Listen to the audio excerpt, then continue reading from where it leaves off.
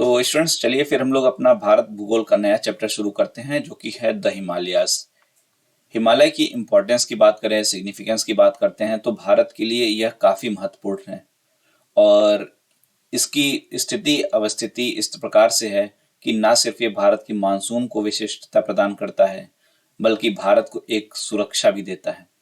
आप जानते ही हैं हमारे पड़ोसी देशों को वहां से एक प्रकार से पूरी तरीके से सुरक्षा देने का कार्य करता है। और जो साइबेरिया की ठंडी हवाएं आती हैं उनको रोकता है। यहाँ से जो नदियां निकलती हैं वो पूरे उत्तर भारत के लिए एक लाइफलाइन का कार्य करती हैं। तो ओवरऑल अगर हम कहते हैं तो हिमालय का एक बहुत अधिक सिग्निफिकेंस है हमारे जीवन में या फिर भारतीयों के लिए, भारत देश के लिए। इसी हिमालय को हमको पढ़ना होगा। हिमालय की श्रेणियों को देखेंगे, हिमालय की चोटियों को देखेंगे, हिमालय के दर्रों को देखेंगे और यहाँ पे क्या खास बात है, क्या यहाँ की वनस्पतियां किस तरीके से पाई जाती हैं, उन सब चीजों को हमको यहाँ पर देखना होगा। तो चलिए शुरू करते हैं और जानते हैं हिमालय के बारे में, बहुत ही डिटेल में देखते हैं कि क्या क्या चीजें हैं इसमें, किस तरीके से इसका डिवीजन वगैरह किया गया है। तो दोस्तों अगर हिमालय के रीजन को आप इंडिया के मैप में ऊपर में देखते हैं तो आपको इस तरीके से 3 पार्टों में ये बटा हुआ है। हिमालय की अगर हम बात करते हैं, ग्रेटर हिमालय, फिर आपका मध्य हिमालय है या लेसर हिमालय जिसको कह लीजिए, उसके बाद में आपका ये शिवालिक का श्रेणी है और फिर ये आपका जलोढ़ मैदान है जो नीचे में है। जैसे अगर आप भारत के मैप में जब देखेंगे, ठीक है, तो इस तरीके से ऊपर का जो रीजन है ये हम जब नॉर्थ टू साउथ आते जाते हैं तो ये 3 पार्ट में हमको बटा हुआ मिलता है। सबसे ऊपर में हमको मिलता है ग्रेटर हिमालय, उसके बाद हमको मिलता है लेसर हिमालय, मिडिल हिमालय जो भी कह लीजिए, और सबसे नीचे हमको शिवालिक। और इन नदियों के द्वारा लाए हुए जो मिट्टी है, मृदा है, जल अवसाद है, उनके जमाव से निर्मित जो जलोढ़ मैदान बनता है वो इस शिवालिक के नीचे हमको देखने को मिलता है। तो सीक्वेंस तो एक क्या रहता है, सबसे पहले ग्रेटर हिमालय मिलता है, फिर मध्य हिमालय मिलता है, फिर हमारा शिवालिक मिलता है। ठीक है, ये तो होती है किसकी बात कि सिर्फ अगर हम बात करते हैं किसकी, हिमालय की। लेकिन जब हिमालय का निर्माण हुआ तो हिमालय से ऊपर में हमको ट्रांस हिमालय का क्षेत्र मिलता है। कश्मीर में जो आपको काराकोरम, लद्दाख, कैलाश, जास्कर के क्षेत्र जो आपको देखने को मिलते हैं वो सब इस ट्रांस हिमालय के ही पार्ट आते हैं। जैसे अगर आप भारत के इस नक्शे को देखते हैं, मैप को देखते हैं, तो ऊपर में भारत में ये देखिए यहाँ पे आपको ये काराकोरम, लद्दाख की श्रेणी, जास्कर की श्रेणी जो आपको देखने को मिल रही है, इधर ये कैलाश जो देखने को मिल रहा है, यहाँ तक का जो पोर्शन है, यहाँ तक का इससे ऊपर का पोर्शन जो हिमालय का है उसको ट्रांस हिमालय के नाम से जाना जाता है। ट्रांस हिमालय, ठीक है, इनका निर्माण पहले हुआ है एक तरीके से। और इसके बाद से आपका हिमालय के जो 3 पार्ट आते हैं वो आते हैं ग्रेटर, मिडिल और शिवालिक। सबसे पहले आपका ग्रेटर हिमालय यहाँ पर हो गया, फिर आपका बीच में हमारा मिडिल हिमालय होता है और सबसे नीचे आपको शिवालिक की श्रेणियां देखने को मिलती हैं। ठीक है, तो इस तरीके से अगर हम बात करते हैं कि किस तरीके से इनका निर्माण हुआ है, कैसे हुआ है, तो वो आप देख सकते हैं। सबसे ऊपर में हमको पहले क्या मिलता है देखने को, ट्रांस हिमालय। ठीक, अगर हम नॉर्थ टू साउथ आते हैं, नॉर्थ टू तो अगर हम आते हैं तो हमको सबसे पहले क्या देखने को मिलेगा, ट्रांस हिमालय मिलेगा। क्या देखने को मिलता है, ट्रांस हिमालय। फिर हम लोग को ग्रेटर हिमालय या ग्रेट हिमालय कह लीजिए देखने को मिलता है, बृहत हिमालय कह लीजिए, कई नामों से जाना जाता है। फिर हम लोग को मिडिल या लेसर हिमालय देखने को मिलता है, मध्य हिमालय। ठीक है, उसके बाद में हम लोग को क्या देखने को मिलता है, शिवालिक की श्रेणियां देखने को मिलती हैं। और उसके बाद से फिर हम लोग को उत्तर का मैदान या जलोढ़ मैदान देखने को मिलता है। ठीक है, तो इस तरीके से ये तो एक क्रम होता है ऊपर से नीचे आते समय, किस तरीके से हमको लैंड मासेस मिल रहे हैं यहाँ पर, ये एक इनका क्रम होता है जो हमको देखने को मिल जाता है। ठीक है, तो कई बार तो प्रश्न यही उठ जाता है कि ट्रांस हिमालय में कौन कौन से रीजन आते हैं। तो देखिए इसमें आता है उत्तर के पर्वतीय प्रदेशों को हम ओवरऑल 3 पार्ट में डिवाइड कर लेते हैं। एक है हमारा ट्रांस हिमालय, दूसरा है हमारा हिमालय का, और तीसरा है हमारा पूर्वांचल की पहाड़ियां। नॉर्थ ईस्ट की जो पहाड़ियां हैं, जो हिमालय की एक्सटेंशन है, उनको पूर्वांचल के नाम से जाना जाता है। ये है तो हिमालय का ही एक्सटेंशन, लेकिन इनको एक अलग नाम दिया जाता है पूर्वांचल की पहाड़ी, जिसमें आपकी पटकाई, मणिपुर पहाड़ी, नागा पहाड़ी, मिजो पहाड़ी, बहुत सारी पहाड़ियां देखने को मिलती हैं, हम सब देखेंगे। तो ओवरऑल अगर आपसे उत्तर के पर्वतीय प्रदेशों, नॉर्थ के माउंटेन्स की बात की जाए, माउंटेन रेंज की, तो कितने पार्ट में डिवाइड कर सकते हैं हम? 3। कौन कौन से? Trans, Himalaya and Purvanchal. ठीक है, अब अलग अलग हम देखें कि ट्रांस में कौन कौन सा पार्ट आता है। तो काराकोरम, लद्दाख, कैलाश और जास्कर, ये 4 किस में आ जाते हैं? हमारे ट्रांस हिमालय में आ जाते हैं। वहीं हम हिमालय की बात करते हैं तो बृहत, मध्य या लघु और शिवालिक, ग्रेट, लेसर या मिडिल और शिवालिक, ये 3 हमारे हिमालय में आ जाते हैं। और नॉर्थ ईस्ट में जो हमको पहाड़ियां देखने को मिलती हैं, पटकाई, बूम, मणिपुर, मिजो हिल्स वगैरह, ये सब किसके हिस्से में आते हैं? ये सब आती हैं ये हमारे पूर्वांचल की श्रेणियों में आ जाते हैं। ठीक है, अगर हम नॉर्थ ईस्ट की पहाड़ियों को थोड़ा सा देखना चाहें तो हम देख भी सकते हैं। नीचे थोड़ा सा हमको जाना होगा, 1 मिनट, हमको मैप में दिखाते हैं, शायद कहीं मिल जाए। तो नहीं दिख रहा है कहीं। हाँ, ये देखिए, ये जो रीजन है यहाँ वाला हमारा नॉर्थ ईस्ट में, ये सारा, ये है तो हिमालय का एक्सटेंशन, लेकिन ये पूर्वांचल के नाम से जाना जाता है। ठीक है, तो ये इस तरीके से इसके 3 डिवीजन हमको देखने को मिल जाते हैं। अब अगर जैसे हम बात करते हैं भारतीय प्लेट का, जब तिब्बतन प्लेटों से टकराव हुआ तब हिमालय का निर्माण हुआ था। तो अगर हम साउथ इधर देख लेते हैं, ये हमारे, जैसे हमने साउथ की बात की, और ये हमारा नॉर्थ में तिब्बतन प्लेटू है। तो जब इस प्लेट का, भारतीय प्लेट का टकराव हुआ तिब्बतन प्लेटू से, तो यहाँ पर तो हमारा क्या देखने को मिल रहा है? तिब्बतन प्लेटू। और उसके जब जस्ट पहले में हमको क्या देखना होगा? Tibetan marginal range. जैसे जैसे हम इधर में जाएंगे वैसे वैसे अगर हम कहेंगे वो पुरानी श्रेणियां होंगी। तो तिब्बतन प्लेटू के बाद जो क्षेत्र होगा उनका निर्माण पहले हुआ होगा, फिर उसके बाद में जब हम आएंगे तो उनका निर्माण उसके बाद हुआ होगा, फिर उसके पहले आएंगे तो उसका निर्माण उसके बाद में हुआ होगा।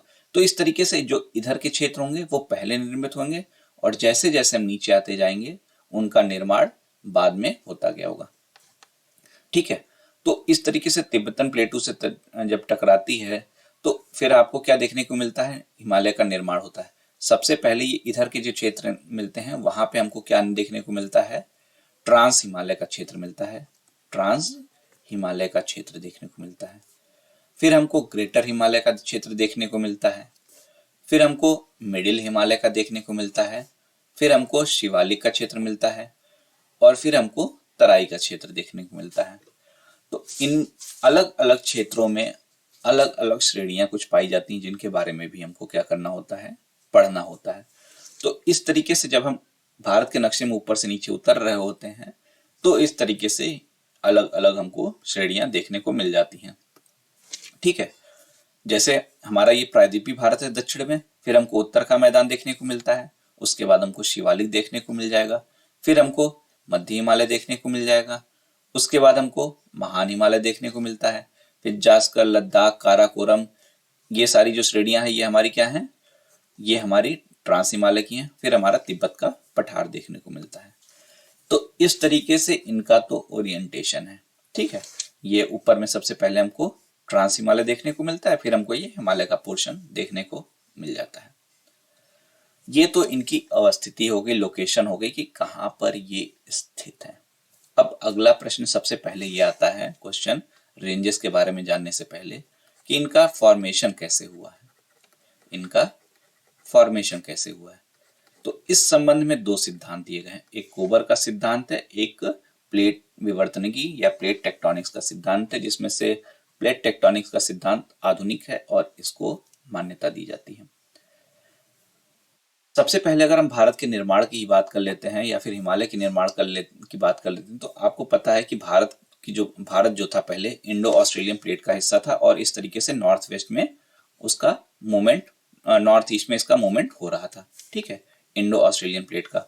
और आगे जाकर यूरेशियन प्लेट थी जिससे इसका टकराव होता है और वहां से इस तरीके से इंडिया का जो लैंड मास था आगे बढ़ता चला जा रहा था, आगे बढ़ता जा रहा था और आगे जाकर यूरेशियन प्लेट से इसका टकराव होता है। और हम ओवरऑल जस्ट टकराने वाली जगह की बात करते तो तिब्बतन प्लेटू से इसका टकराव होता है। इस तरीके से इस टकराव की वजह से ही हिमालय का निर्माण हुआ है। हिमालय के the formation of Himalaya range is result of continental collision between the Indo Australian plate and the Eurasian plate. An interesting information about Himalayas that thanks to the movement of the plate tectonics, this mountain chain rising its height by about 5 mm per year।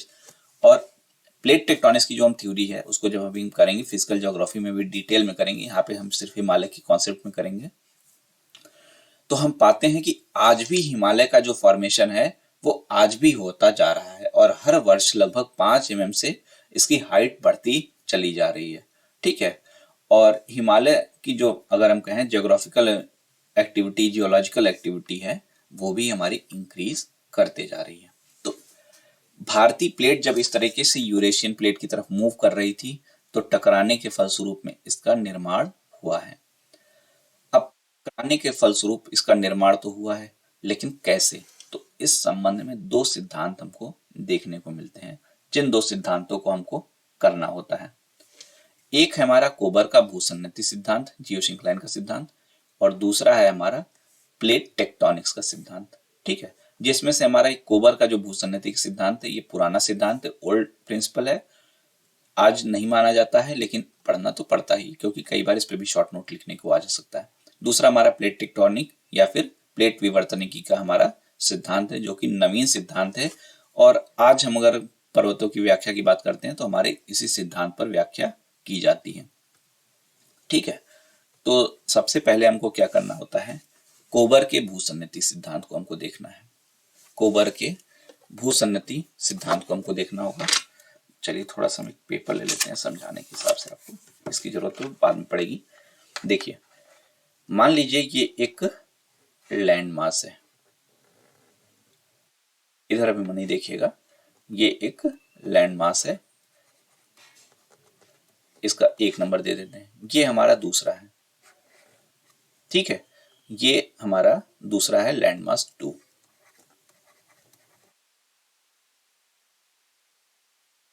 यहां पे कुछ गहराई है, ठीक है, कुछ गहराई है। तो अब क्या होगा, अगर ये लैंड मास इधर खिसक रही हो और ये लैंड मास इधर खिसक रही हो तो इनके आगे जो कंकड़ वगैरह जो भी कुछ होगा वो भी खिसकता जाएगा कि नहीं, इधर में आता जाएगा कि नहीं। और इसी तरह से यहाँ पर इनके जो पोर्शन होगा वो भी क्या होगा, यहाँ पर इधर खिसकता चला जाएगा। और अल्टीमेटली ये जो गहराई है, ये इस गहराई में जब ये और पास आते जाएंगे तो इस गहराई में ये सब जो रेसिडुअल्स वगैरह हैं वो सब क्या है, वो भरते चले जाएंगे सारे अवसाद वगैरह।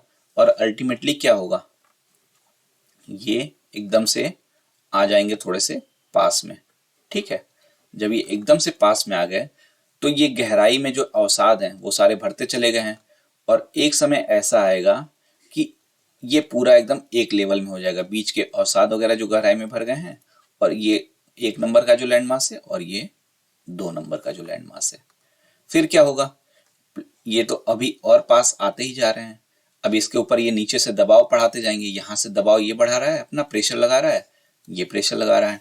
तो जैसे देखिए, अब अगर हम इसके जैसे पेपर की बात करते हैं, ये वाला हिस्सा, एक ये वाला हिस्सा है, एक ये वाला हिस्सा है, दोनों हिस्से इधर में चले जा रहे हैं, बीच में हिस्से में हमारा यूनिफॉर्म अभी समतल में है। तो जब ये एक तरीके से जब प्रेशर एक तरह से लगाते चले जाएंगे तो बीच का हिस्सा क्या होगा, इस तरह से उठता चला जाएगा, ये देखिए इस तरह से उठता चला जाएगा। तो ओवरऑल क्या हुआ, यहाँ के प्रेशर से और यहाँ के प्रेशर से ये वाला जो हमारा पोर्शन है जहाँ अवसाद वगैरह जमा हुए हैं वो क्या होता है, अपलिफ्ट हो जाता है, लिफ्ट हो जाता है। और इसी तरीके से जो लिफ्टेड पोर्शन हमारा बनता है वही पोर्शन हमारा क्या कहला जाता है, माउंटेन। वही पोर्शन हमारा क्या कहा जाता है, माउंटेन या फिर पर्वत।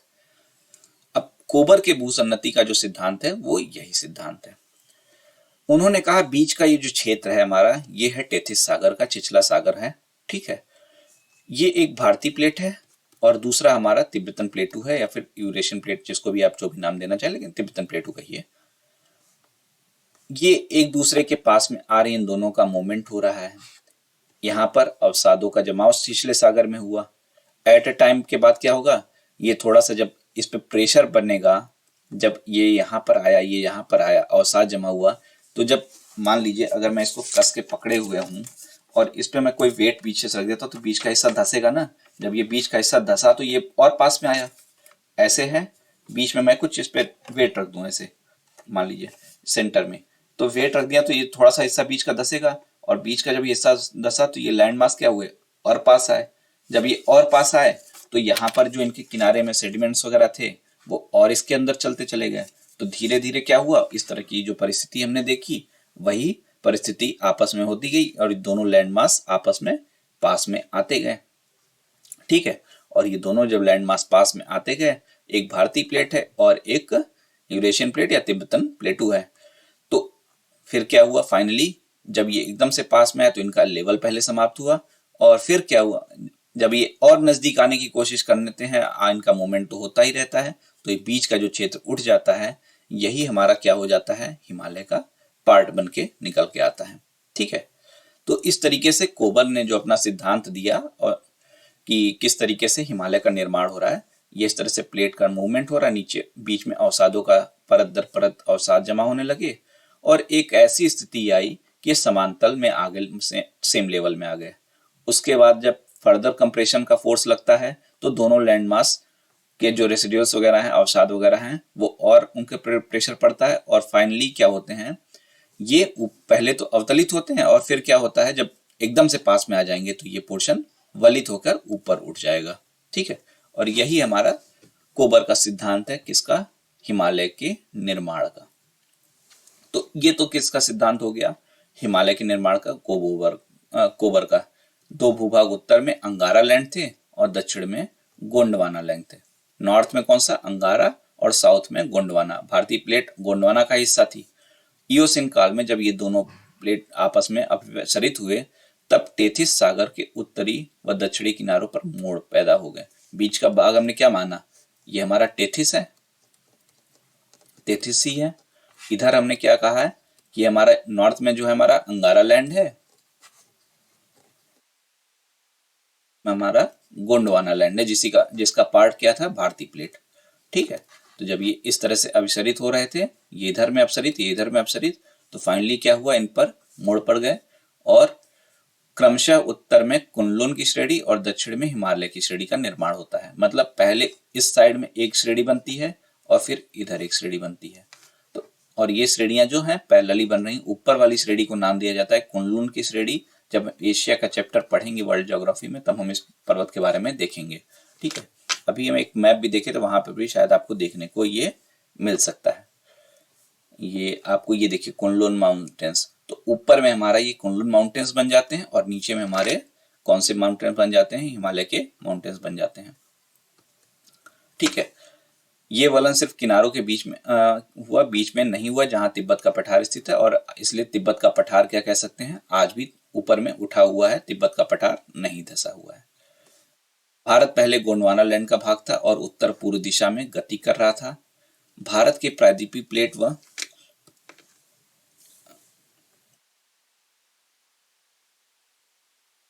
ठीक है, और यूरेशियन प्लेट के अपसरण द्वारा हिमालय का निर्माण हुआ। तो ये किसका हो गया, कोबर का सिद्धांत, ठीक है। अब दूसरा सिद्धांत क्या है, प्लेट टेक्टोनिक्स का, प्लेट विवर्तनिकी का।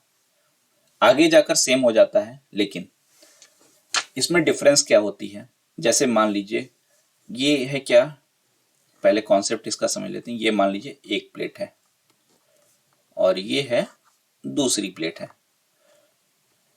प्लेट टेक्टोनिक्स में ये कहा गया कि जब ये दोनों प्लेटें एक दूसरे से के सापेक्ष में अभिसरित होती हैं, मूव करती हैं, तो जो हायर वेट वाला प्लेट होता है, जो भारी प्लेट होती है, वो क्या होगी, इसके नीचे में अभिसरित हो जाएगी, इसके नीचे चली जाएगी, ठीक है। तो ये मूवमेंट तो अभी भी हो रहा है, इधर भी हो रहा है, ये इसके नीचे चली जाती जाएगी और ये और पास में आते जाएंगे। प्लेट टेक्टोनिक्स यहां से आता है।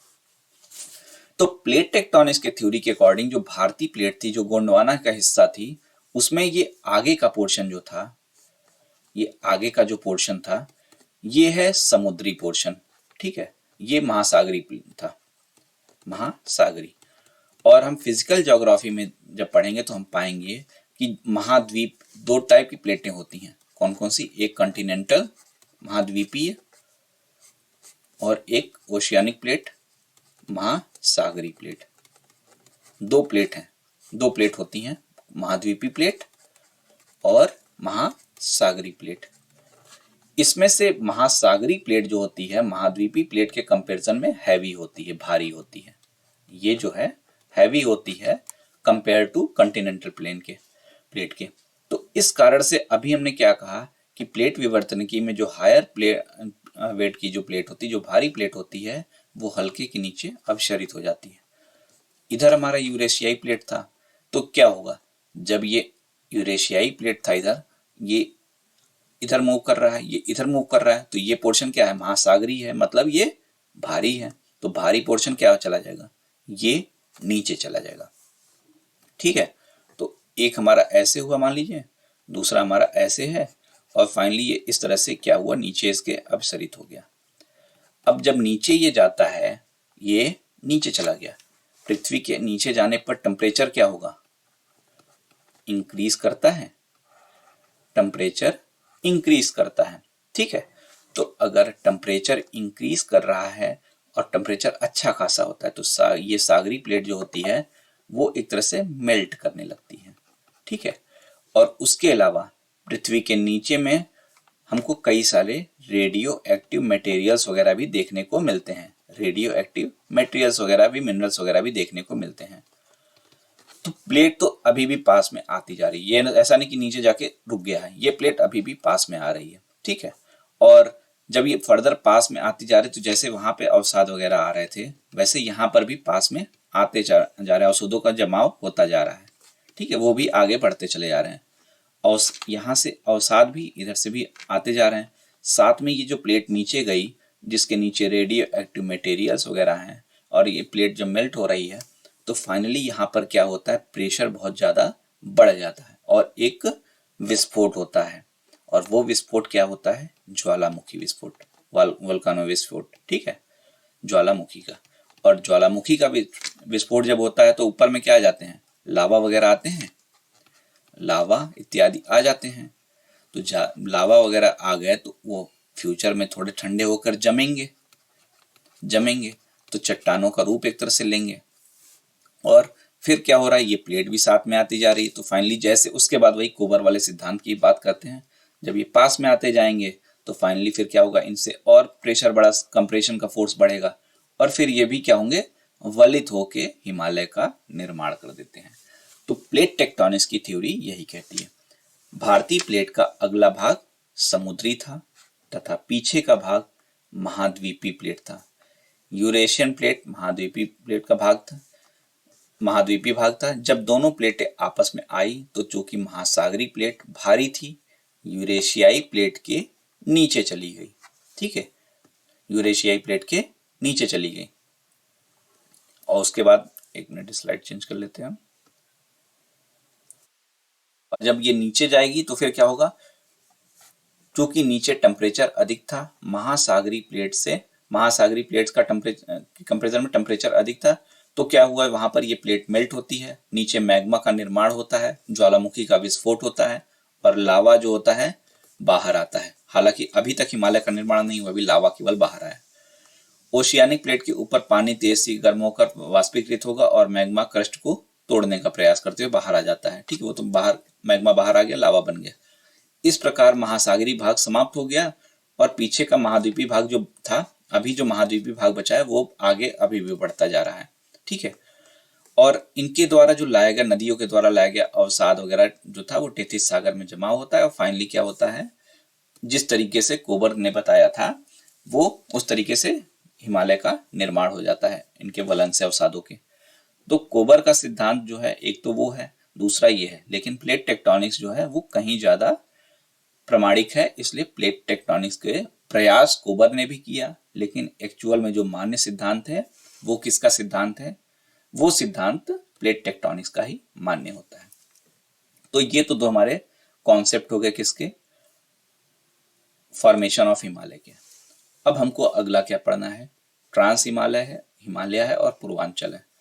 हम एक एक करके काराकोरम, लद्दाख, जास्कर और कैलाश को देखेंगे। ठीक, किस तरीके से इनकी श्रेणियां विकसित हैं, लेकिन इसको हम नेक्स्ट पार्ट में स्टार्ट करेंगे। अभी हमने जो लोकेशन वगैरह देखी है और किस तरीके से इनका फॉर्मेशन हुआ है उसको आप एक बार रिवाइज जरूर करिए, नोट्स, सेल्फ नोट्स बनाइए, हैंड रिटन नोट्स अपने बनाइए, जिससे आपको आसानी से चीज़ों को समझने में कोई परेशानी ना होने पाए। आराम से चीज़ों को समझ के करिए, ठीक है।